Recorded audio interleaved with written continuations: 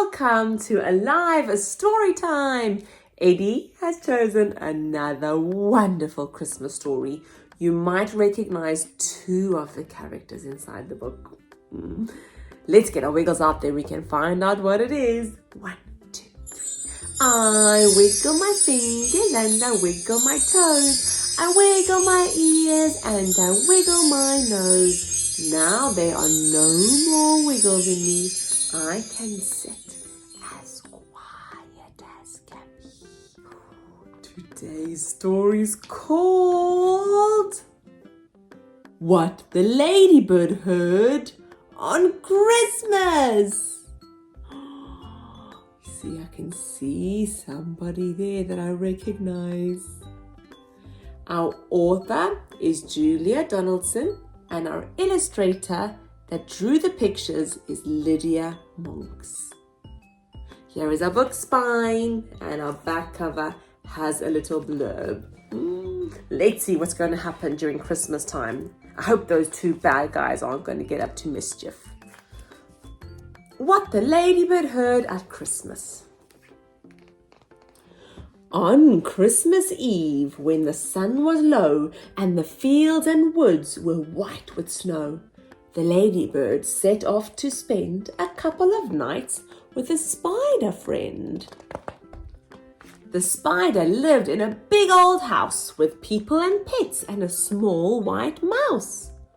And the small white mouse said, "Squeak, squeak, squeak," and the hamster's wheel went creak, creak, creak. The parrot squawked, the canary sang, and the spider twanged her web, twang, twang. The Great Dane snored and the Siamese purred, but the ladybird said never a word. But the ladybird saw, and the ladybird heard. She saw two men with a big black van, a ladder, a sack, and a cunning plan. The ladybird already knew they were Lanky Len and Hefty Hugh, and she heard Hugh whisper, "Listen, Len, we'll wait until it's night, and then, when Santa Claus has been and gone, we'll put our fancy costumes on. You'll look lovely as an elf, and I'll be Santa Claus himself. We'll climb to the chimney, then down we'll slide, and before we know it, we'll be inside," said Len. "They say that house is haunted, but we're both brave. We won't be daunted. Later on, those girls and boys will have their stockings filled with toys. We'll take those stockings off their beds. They won't wake up the sleepy heads. And even if they do awake, they'll think we've come to give, not take." The two thieves chuckled, "Ha, ha, ha! What clever, crafty chaps we are!" Look through the window, I can see them peeping. Then the little spotty ladybird, who hardly ever spoke a word, told the others what she'd heard.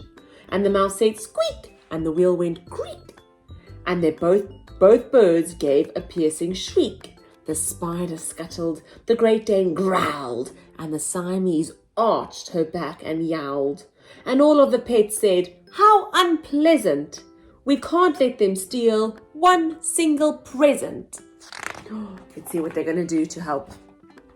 But the ladybird had a good idea, and she whispered it into the animal's ear.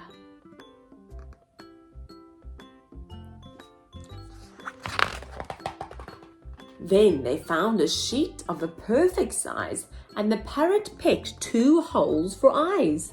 The spider spun, and the Siamese cat slunk out to chat to a friendly bat. Oh, I can see him there by the door. Wonder what they're going to do with the sheet. Upstairs, the children, Flo, Fleur, Fred, and little Finn, were snug in bed. Then Santa came with treats and toys for all 4 lucky girls and boys. The thieves kept watch until he'd gone. Then they put their fancy costumes on.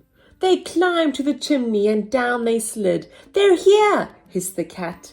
and the pets all hid. Oh, they've gone to hide. The small white mouse was ready. Hop! She leapt and she crept inside Len's top. And Lanky Len began to whine. There's fingers crawling up my spine.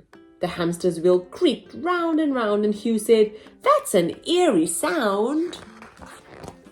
The spider wound her silky threads all around the robbers' heads. And Len said, this is awfully rummy. I'm scared, cried Hugh. I want my mummy. The Siamese cat let out a yowl. Oh, crumbs, said Len, a ghostly howl. They looked petrified. The canaries sang, beware, beware, as they turned the corner of the stair, and there they saw a dreadful sight. Something scary, tall and white. That second the parrot shouted, boo! Help! A ghost! Yelled Len and Hugh. They fell downstairs and they charged outside. But who was waiting? Bats! They cried. And frightened for their lives, they ran all the way back to their big black van. The bats flapped after the two bad men, and they never went back to that house again. Then the small white mouse said, squeak, squeak, squeak, and the hamster's wheel went creak, creak, creak. The parrot squawked, the canary sang, and the spider twanged her web, twang, twang.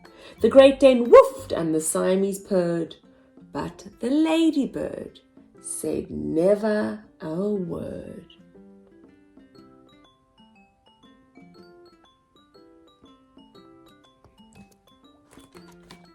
It's really lucky that the ladybird is such a good listener. Wow! What a good way to scare away the robbers, to make yourself into a big ghost. So creative. If you like that Christmas story, please send it to a friend so they can listen too. We will see you next time. Thank you for listening. Bye.